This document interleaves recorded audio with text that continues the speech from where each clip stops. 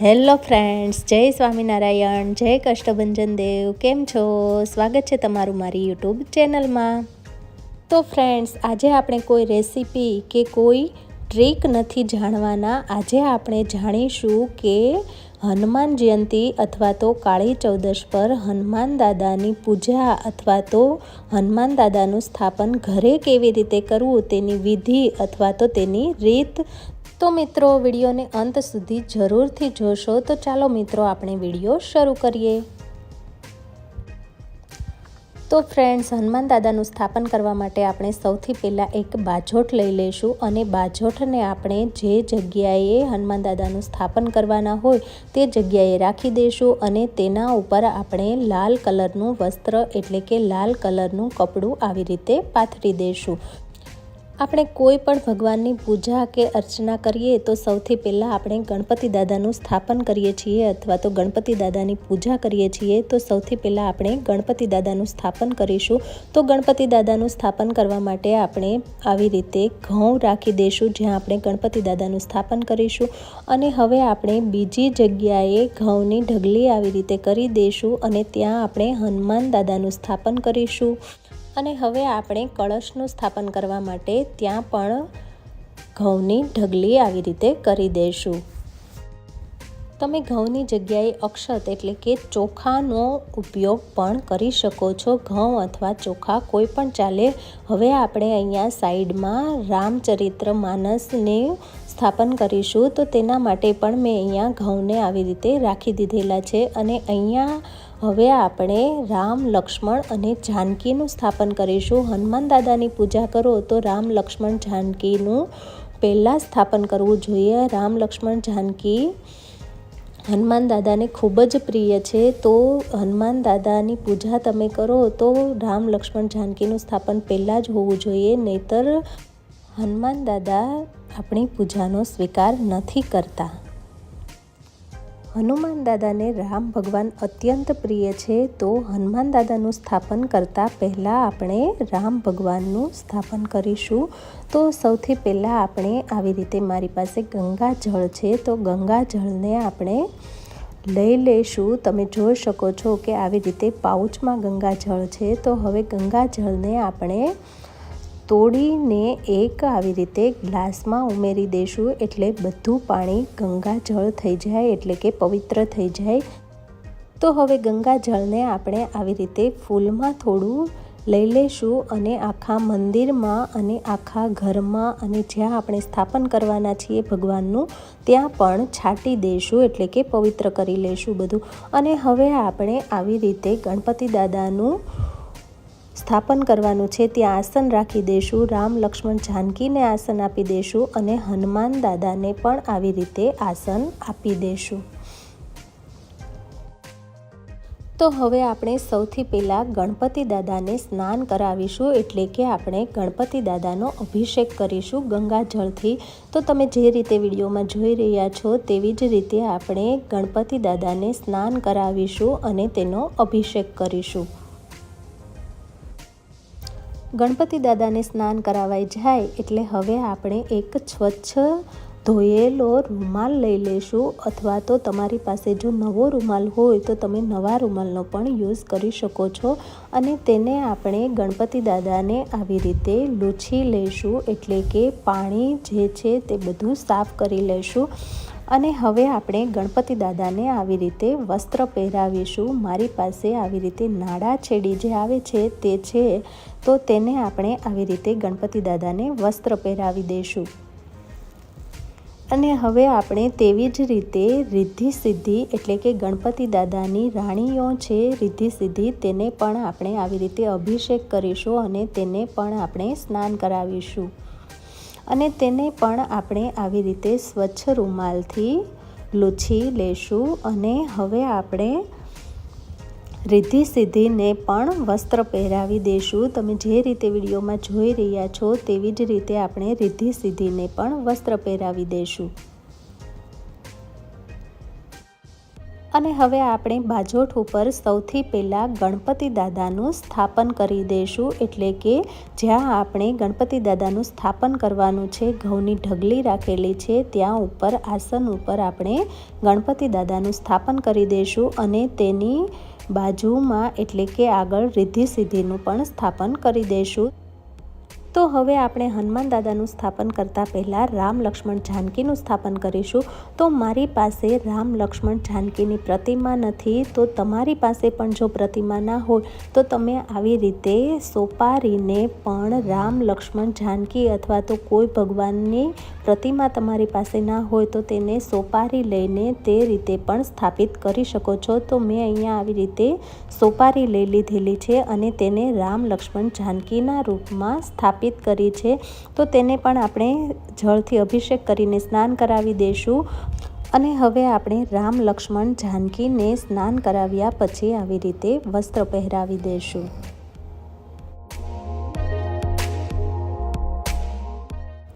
વસ્ત્ર પહેરાવાઈ જાય એટલે હવે આપણે રામ લક્ષ્મણ જાનકીને બાજોઠ ઉપર સ્થાપિત કરી દઈશું, એટલે કે સ્થાપન કરી દઈશું। અને હવે આપણે આવી રીતે રામચરિત માનસની મારી પાસે બુક છે તો તેને પણ આપણે આવી રીતે સ્થાપિત કરી દઈશું। અને હવે આપણે હનુમાન દાદાને જળથી અભિષેક કરીશું અને તેને પણ આપણે સ્નાન કરાવી લઈશું।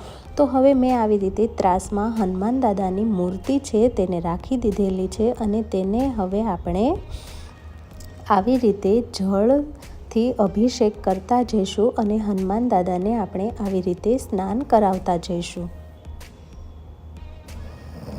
હનુમાન દાદાને સ્નાન કરાવાઈ જાય એટલે તેને પણ આપણે આવી રીતે સ્વચ્છ રૂમાલથી અથવા તો સ્વચ્છ ટોવલથી આવી રીતે લૂછી લઈશું અને સાફ કરી લઈશું। તો હનુમાન દાદાને પણ હવે આપણે આવી રીતે વસ્ત્ર પહેરાવી દઈશું। વસ્ત્ર પહેરાવાઈ જાય એટલે હવે આપણે હનુમાન દાદાની મૂર્તિને પણ બાજોઠ ઉપર આવી રીતે સ્થાપિત કરી દઈશું।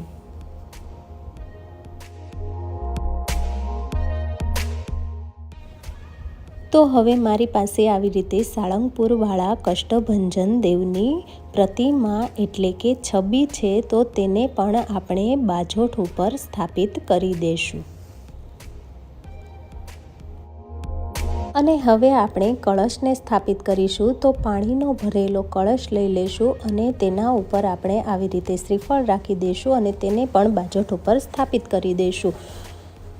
અને હવે મારી પાસે આવી રીતે આંકડાની માળા છે, તો આ આંકડાની માળા તમે ઘરે પણ જો તમને આંકડાના ફૂલ મળી જાય તો ઘરે પણ બનાવીને તમે હનુમાન દાદાને પહેરાવી શકો છો। મારી પાસે આવી રીતે રેડીમેડ આંકડાની માળા છે, તો તેને હું આવી રીતે હનુમાન દાદાને પહેરાવી દઈશ, એટલે કે હનુમાન દાદાને માળા ચડાવી દઈશ।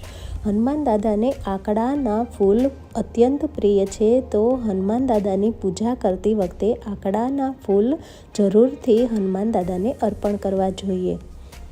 તો હવે તેવી જ રીતે મારી પાસે બીજી પણ આંકડાની માળા છે। તો હવે આ આંકડાની માળા આપણે જે કષ્ટભંજન દેવની છબી છે તેને પહેરાવી દઈશું, એટલે કે કષ્ટભંજન દેવને અર્પણ કરી દઈશું।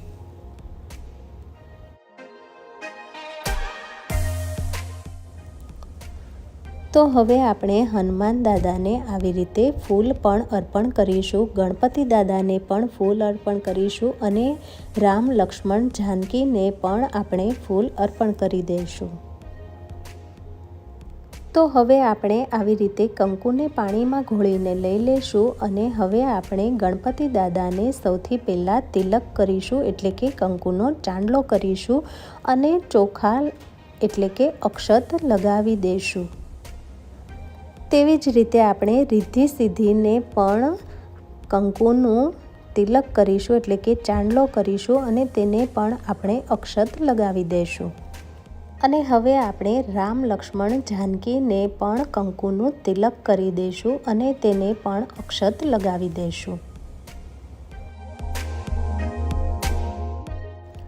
અને હવે આપણે હનુમાન દાદાને સિંદૂરનું તિલક કરીશું. હનુમાન દાદાને સિંદૂર અત્યંત પ્રિય છે, તો આપણે હનુમાન દાદાને સિંદૂરનું તિલક કરીશું. જો તમે પુરુષ છો અને તમે હનુમાન દાદાની પૂજા કરી રહ્યા છો તો તમે હનુમાન દાદાને સિંદૂર પણ ચડાવી શકો છો. પણ સ્ત્રીઓ હનુમાન દાદાને સિંદૂર નથી ચડાવી શકતી, તો સ્ત્રીઓએ ખાલી હનુમાન દાદાને સિંદૂરનું તિલક જ કરવું જોઈએ. અને હવે આપણે હનુમાન દાદાને કંકુનું તિલક પણ કરીશું અને અક્ષત પણ લગાવી દઈશું. અને હવે આપણે ઘીનો અખંડ દીવો કરીશું. ઘીનો દીવો કરવા માટે મેં અહીંયા દીવામાં ઘીને પૂરી દીધેલું છે અને લાંબી રૂની વાટ કરી લીધેલી છે, તેને મેં દીવામાં પરોવીને લઈ લીધેલી છે. તો હવે આપણે દીવાને પ્રગટાવી દઈશું અને તેને આપણે આવી રીતે બાજોઠ ઉપર રાખી દઈશું. અને મારી પાસે અહીંયા હનુમાનજીના દોરા છે, તો તેને પણ હું પ્રસાદીના કરવા માટે હનુમાન દાદાના ચરણોમાં રાખી દઈશ. અને હવે મારી પાસે આવી રીતે હનુમાન ચાલીસાની બુક છે, તો તેને પણ હું બાજોઠ ઉપર આવી રીતે સ્થાપિત કરી દઈશ. તો હવે આપણે બધા ભગવાનને પ્રસાદી એટલે કે ભોગ ધરીશું. તો ગણપતિ દાદાને સૌથી પહેલાં આપણે સૂકા મેવાનો પ્રસાદ ધરીશું. તમે લાડવાનો પ્રસાદ પણ ગણપતિ દાદાને ધરી શકો છો. અને હવે આપણે રામ લક્ષ્મણ જાનકીને ફ્રૂટનો પ્રસાદ ધરીશું. અને કષ્ટભંજન દેવ એટલે કે હનુમાન દાદાને આપણે સુખડીનો ભોગ ધરીશું. તમે સુખડીની રેસીપી મારી ચેનલ પર જઈને જોઈ પણ શકો છો. મેં પહેલાં જ સુખડીનો વિડીયો અપલોડ કરેલો છે. અને હવે આપણે એક જળની લોટી ભરીને આચમન કરવા માટે ભગવાનની પાસે રાખી દઈશું.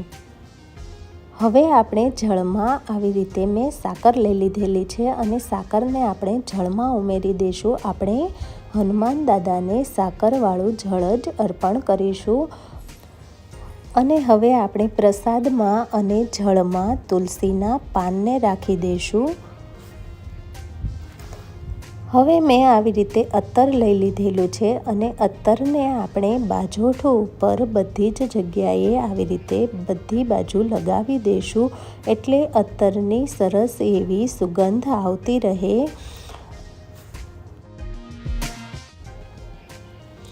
અને હવે લાસ્ટમાં આપણે ભગવાનને જે પહોંચી શકીએ તે પ્રમાણે આપણે ભગવાનને પૈસા અર્પણ કરીશું, એટલે કે ભગવાનના ચરણોમાં રાખી દઈશું. તો ફ્રેન્ડ્સ, તમે જોઈ શકો છો કે આપણે સરસ એવું હનુમાન દાદાનું સ્થાપન થઈ ગયું છે. હવે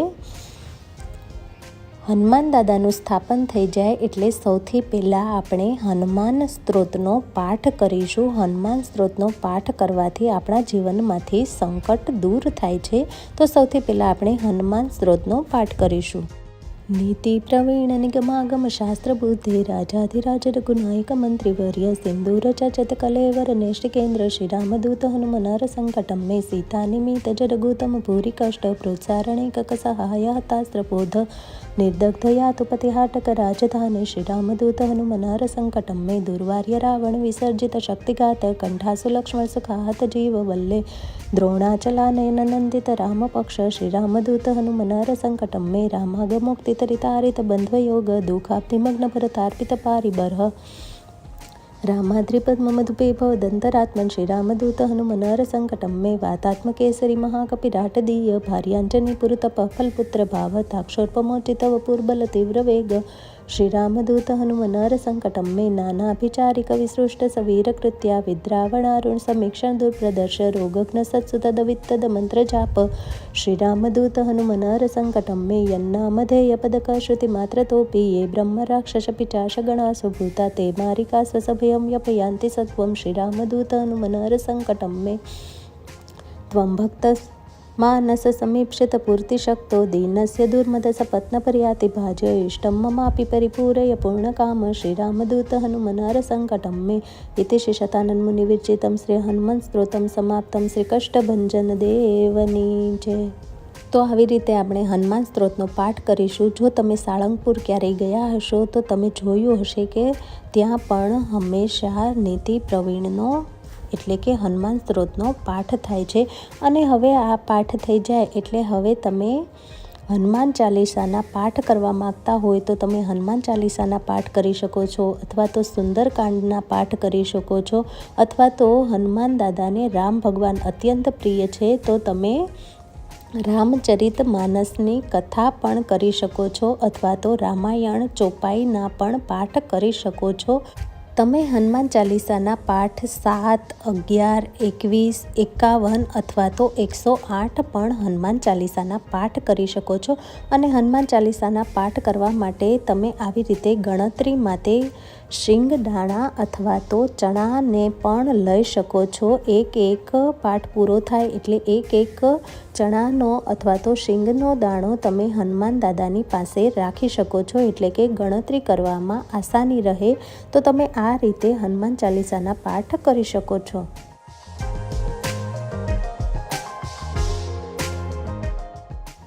અને જ્યારે હનુમાન ચાલીસાના પાઠ પૂરા થાય ત્યારે તમે આ જ શીંગદાણા અથવા તો ચણાના દાણાને બધા લોકોને પ્રસાદીના રૂપમાં આપી શકો છો।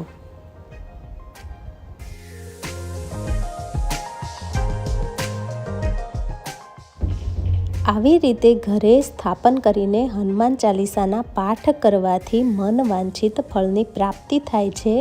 અને હરિપ્રકાશ સ્વામી તો ત્યાં સુધી કહે છે કે હનુમાન દાદાની કોઈ પૂજા કરે તો તેને ધર્મ, અર્થ, કામ અને મોક્ષ એમ 4 પુરુષાર્થની સિદ્ધિ પ્રાપ્ત થાય છે। તો આપણે હનુમાન દાદાની પૂજા આવી રીતે ચોક્કસથી કરવી જોઈએ અને હનુમાન ચાલીસાના પાઠ પણ કરવા જોઈએ। તો મિત્રો, જો તમે મારી ચેનલ પર પહેલી વાર આવ્યા હોય અને મારી ચેનલને હજુ સુધી સબસ્ક્રાઈબ ના કરી હોય તો મારી ચેનલને જરૂરથી સબસ્ક્રાઈબ કરજો। તો મિત્રો, તમે જોયું કે આપણે આવી રીતે હનુમાન ચાલીસાના પાઠ પણ કરી શકીએ છીએ। તો હવે લાસ્ટમાં આપણે હનુમાન દાદાની આરતી કરીશું। તો તેના માટે આપણે ગાયના ઘીનો આવી રીતે દીવો કરીશું અને હનુમાન દાદાની આપણે આરતી કરીશું। જય કપિ બળવંતા પ્રભુ જય કપિ બળવંતા સુરનર મુનિજન વંદિત પદરજ હનુમંતા। આપણે આવી રીતે હનુમાન દાદાની આરતી કરીશું। જો તમારી પાસે બીજી કોઈ હનુમાન દાદાની આરતી હોય તો તમે તે પણ કરી શકો છો। તો તમે જોયું કે આપણે ઘરે પૂજા કેવી રીતે કરી શકીએ છીએ હનુમાન દાદાની।